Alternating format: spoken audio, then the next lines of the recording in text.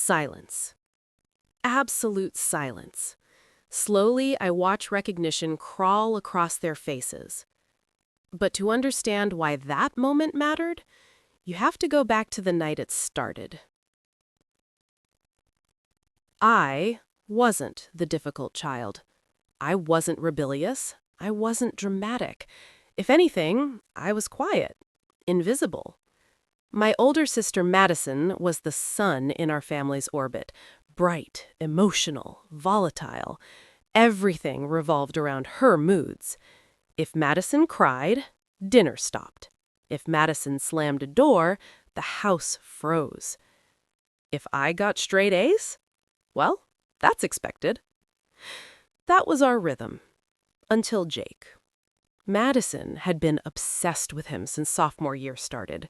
She'd rewrite her schedule just to pass his locker, practice smiling in the mirror, pretend to hate things he didn't like.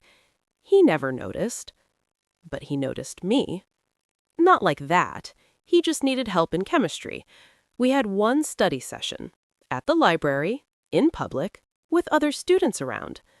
That was enough. The following Friday, Madison came home with red eyes and trembling hands. She said I'd been spreading rumors about her. She said I'd flirted with Jake behind her back. She said I pushed her. And she had proof. Screenshots, a bruise on her arm, tears that wouldn't stop. I remember standing in the living room while rain battered the windows so hard it sounded like rocks hitting glass. "I didn't do anything," I said. My voice didn't even sound convincing to me. Madison sobbed harder. My father didn't hesitate. That's the part that still echoes. He didn't ask questions. He didn't check the screenshots. He didn't look at me like he was confused. He looked at me like he was disgusted. "What is wrong with you?" he said. My mother shook her head slowly, like I'd disappointed her beyond repair. I tried again. "She's lying!" Madison's crying stopped, just for half a second, and in that tiny pause, she looked at me. Calm, dry-eyed, certain. Then the tears came back instantly. That was the moment I understood something terrifying. She wasn't panicking. She wasn't scared. She was performing, and she was winning. "Get out," my father said. At first, I thought he meant go to my room. He didn't. "I don't want you in this house tonight." Lightning split the sky outside. The power flickered. "You need to think about what you've done." I stood there frozen. It was pouring, the kind of rain that soaks through your shoes in seconds. "Dad," I whispered. He opened the door. Cold wind rushed inside, carrying the smell of wet asphalt and electricity. "I won't ask again." My mother didn't stop him. Madison didn't look at me. I stepped outside. The door shut behind me. And the sound it made, that final click, was louder than the thunder. I thought that was the worst part. I was wrong. Because 20 minutes later, walking alone down a flooded road with no phone battery and nowhere to go, I saw headlights coming straight at me. And I never made it to the other side. Back in the hospital room, the woman beside my bed leans forward slightly. Her voice is softer now. "You're safe," she says. I don't know who she is yet. I don't know that her name is Dr. Eleanor Smith. I don't know she's about to change my life. All I know is this. For the first time that night, someone is looking at me like I matter. And across the room, my father's hands are shaking. The first thing I remember is the beeping. Slow, steady, mechanical. Not rain, not thunder, not my father yelling. Beep, beep. My eyelids feel like they're glued shut, but when I finally force them open, the world is white. Too white. Fluorescent lights buzz overhead. The air smells sterile, like chemicals and something burnt. My body doesn't feel like mine. There's something tight around my ribs, something heavy in my skull. And then I hear his voice, my father, but not the version I know, not the booming, unquestionable, final word voice. This one is shaking. You, you can't be here. Silence. Then he says it again, softer. How did you even find her? My heart stutters. Find me? I try to turn my head. Pain explodes behind my eyes, but I manage to move just enough. And that's when I see her. A woman sitting beside my hospital bed. Gray blazer, rain-soaked boots, dark hair pulled back tightly. Her posture is calm, too calm for a room filled with tension. I don't recognize her at first, but I recognize the expression. Protective, defensive, furious. She's 15, the woman says evenly. She was walking alone in a severe weather warning at 11:17 p.m. My father doesn't answer. My mother's voice cuts in, thin and brittle. We told her to leave. She needed to learn a lesson. Learn a lesson. The words float in the air like smoke. The woman's jaw tightens. A lesson, she repeats, by sending her into a storm? That's when it hits me. The storm, the rain, the headlights, the impact.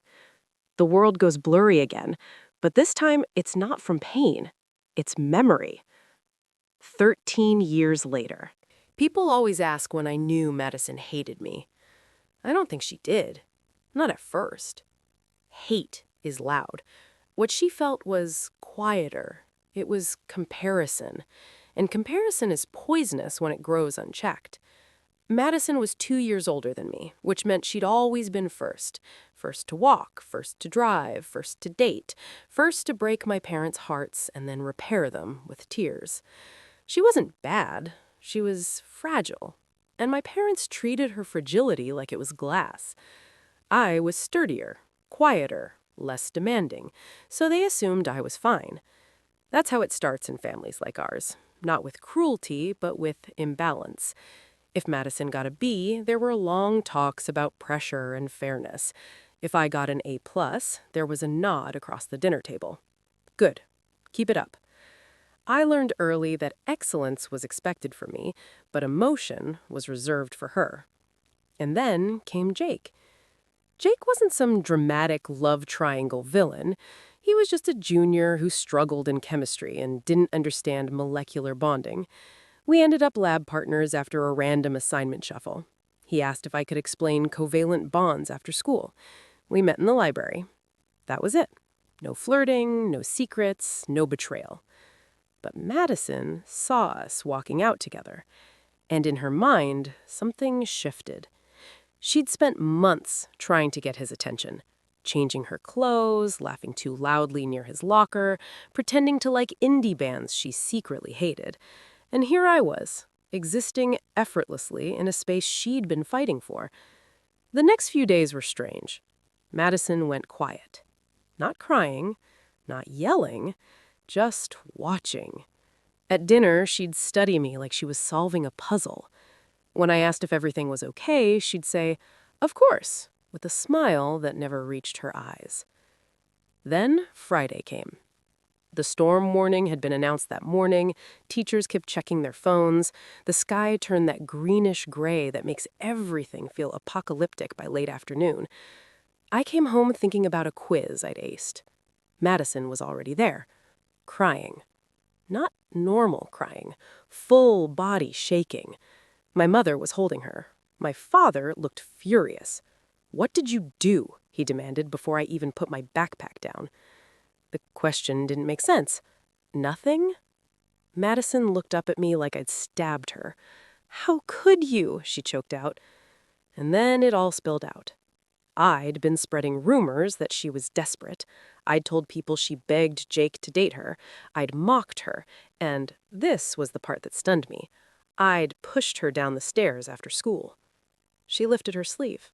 There was a bruise blooming along her forearm. purple, fresh, convincing. My brain scrambled. "I didn't touch you!" She sobbed harder. My father pulled out his phone. Screenshots. Messages from an account with my name and profile picture. Cruel words. Humiliating accusations. The timestamps were from earlier that week. "I don't even know what that is," I said.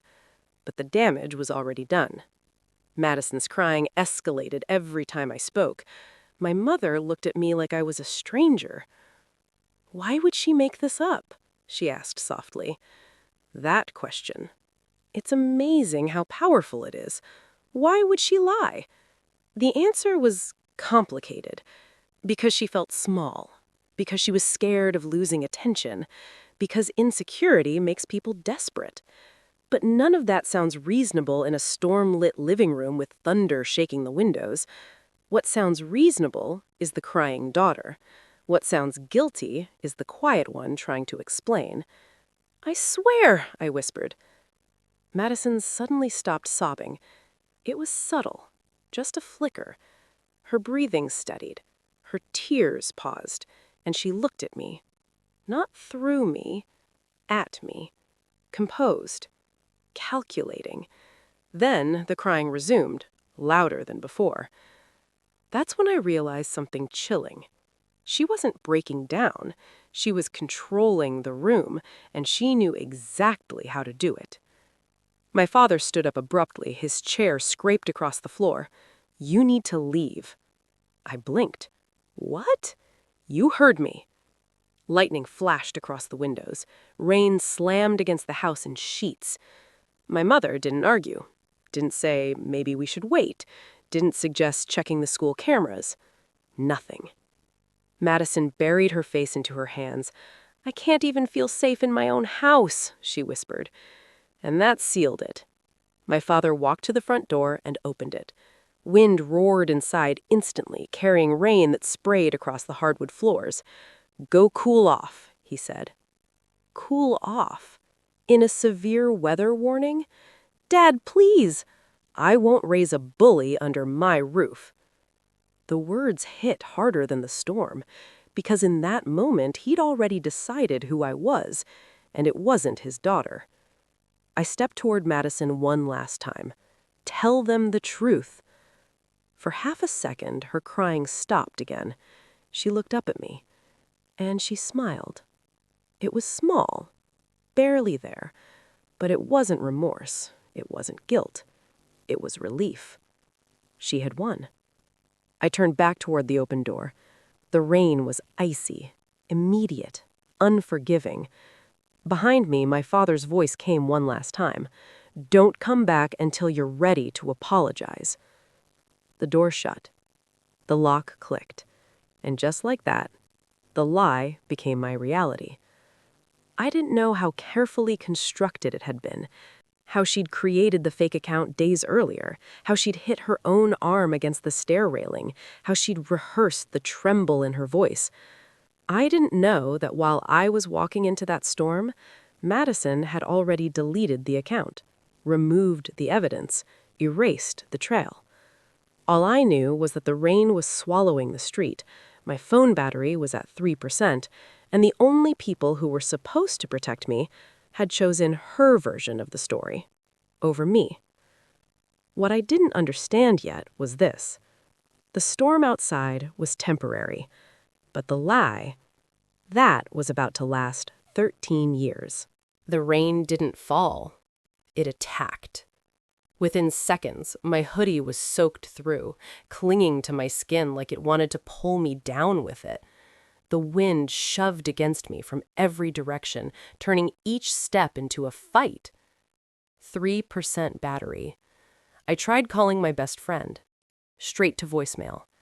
I texted, "Can I come over? Emergency." Message failed. 2%.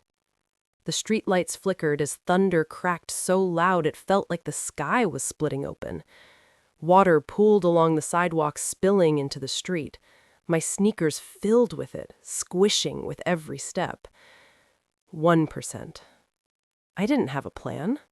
That's the part people don't understand. When you're 15 and thrown out of your house, you don't think strategically. You don't assess options calmly. You just walk, because standing still feels worse. My phone died as I reached the main road.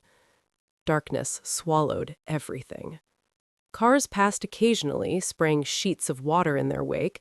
None slowed down. None noticed the girl walking alone under a severe weather warning. I kept replaying the living room in my head. Why would she lie?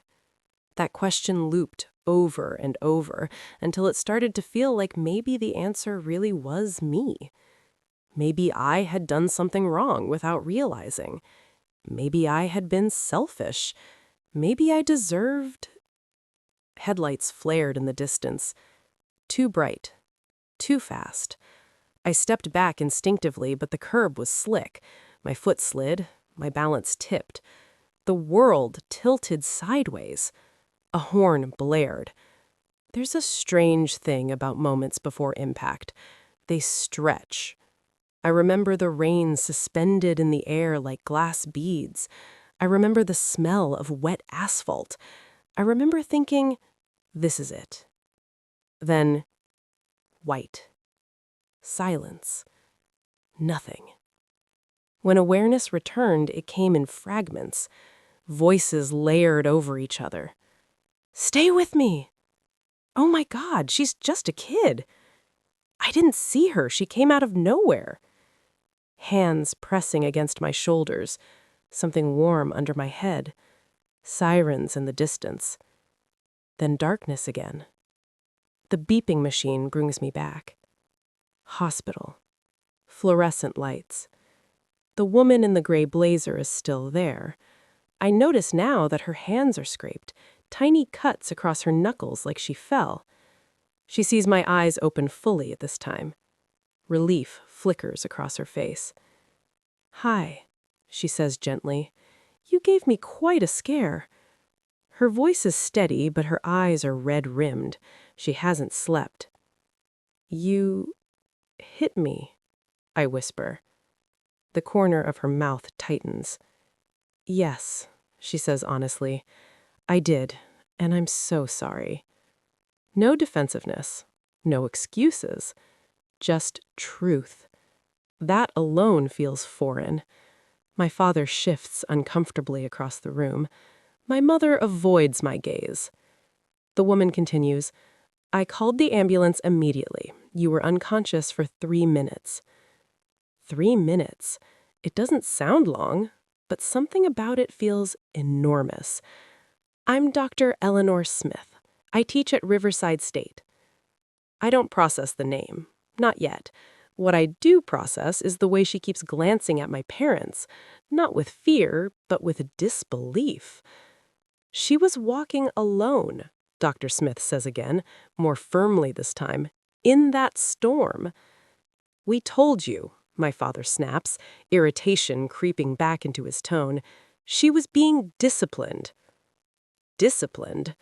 The word lands like a slap. Dr. Smith stands, and when she stands, the room shifts. She's not loud, she's not dramatic, but she radiates something my parents aren't prepared for. Authority. She could have died, Dr. Smith says evenly. If I hadn't been driving slowly because of the rain, if I hadn't seen her at the last second, she would have gone under the wheels. My mother swallows.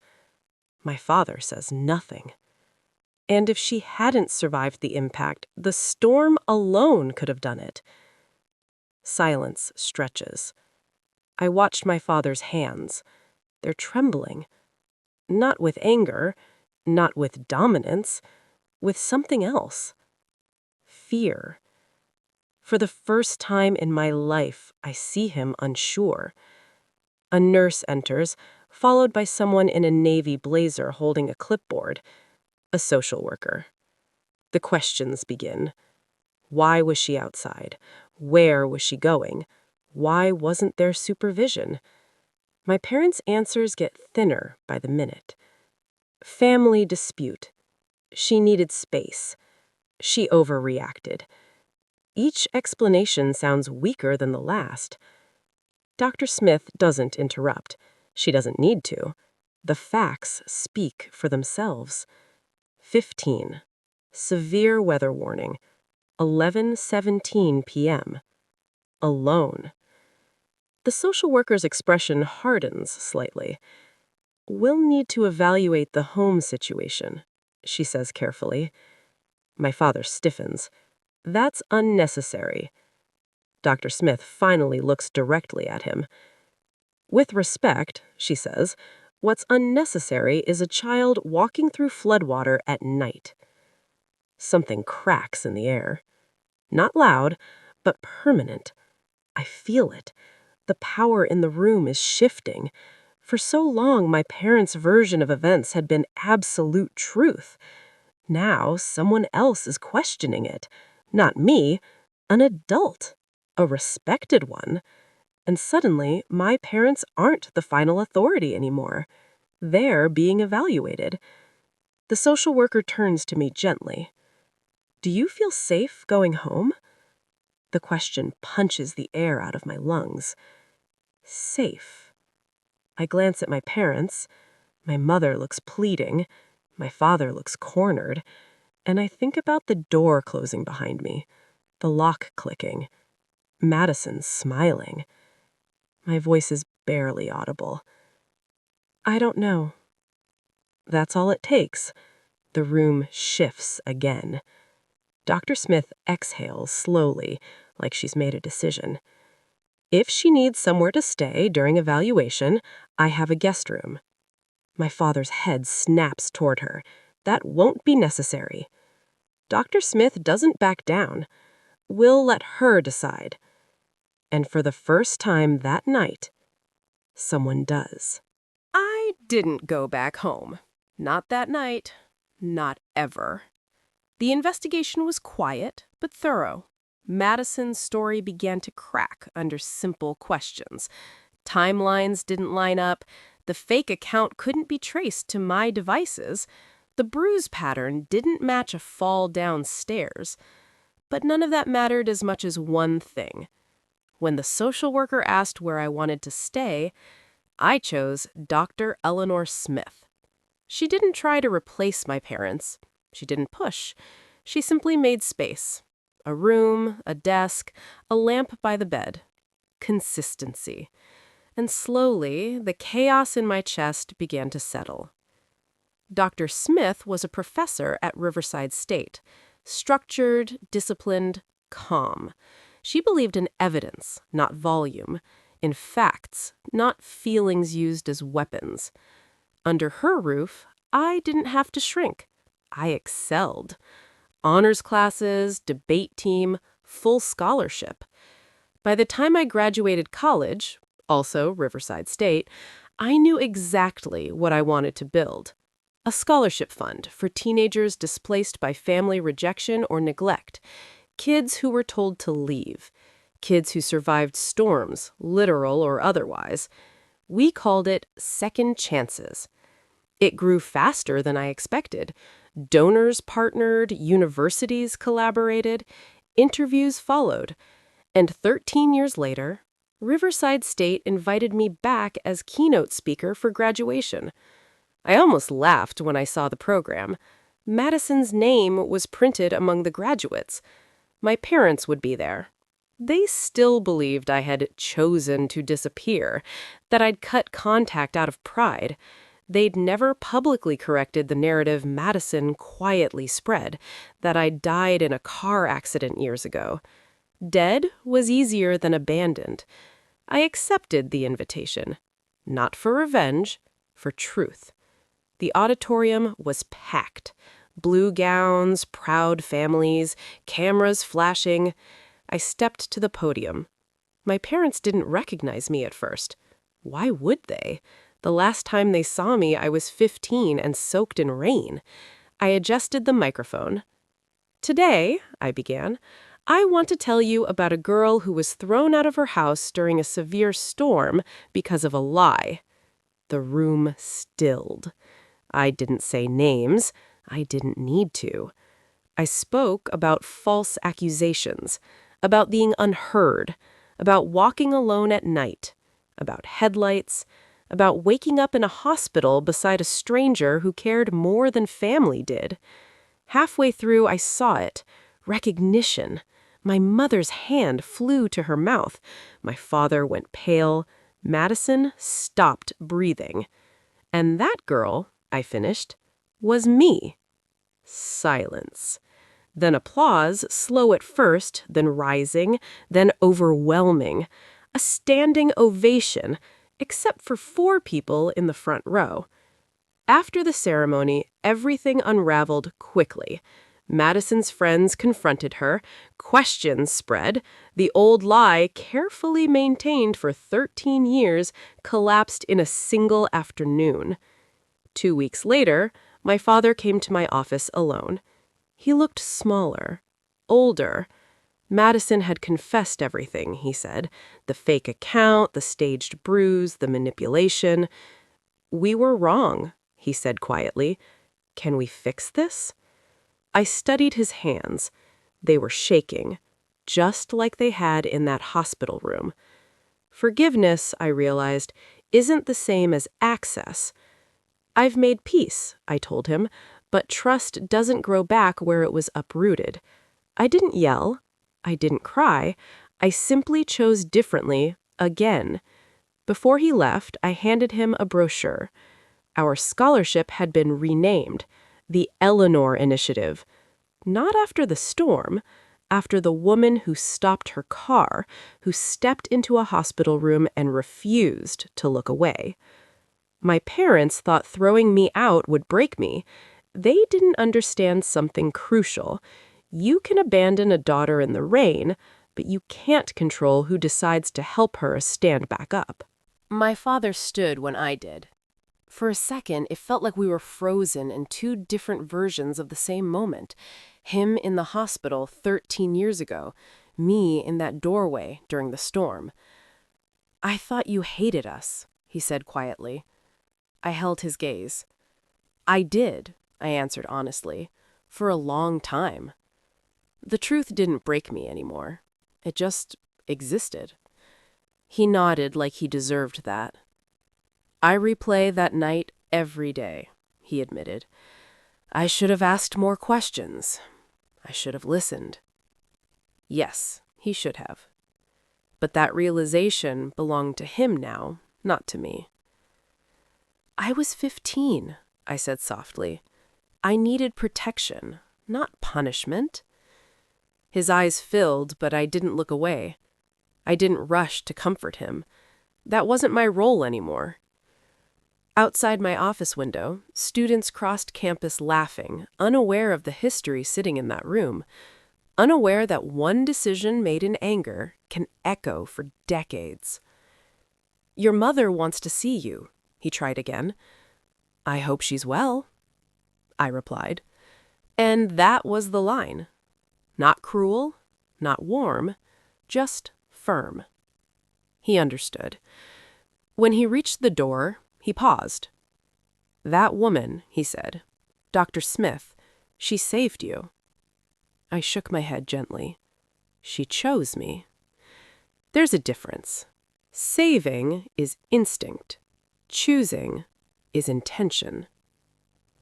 After he left, the office felt impossibly quiet. I walked over to the framed photograph on my shelf. It was from my college graduation. I was in my cap and gown, grinning like I'd swallowed the sun. Dr. Eleanor Smith stood beside me, one hand on my shoulder, steady, certain, family. The storm could have ended my story. Instead, it revealed it. It revealed who would shut the door and who would open one. Sometimes people ask if I ever regret not going back. I don't, because that night taught me something no apology ever could. Blood makes you related, but love is a decision, and the right person made it.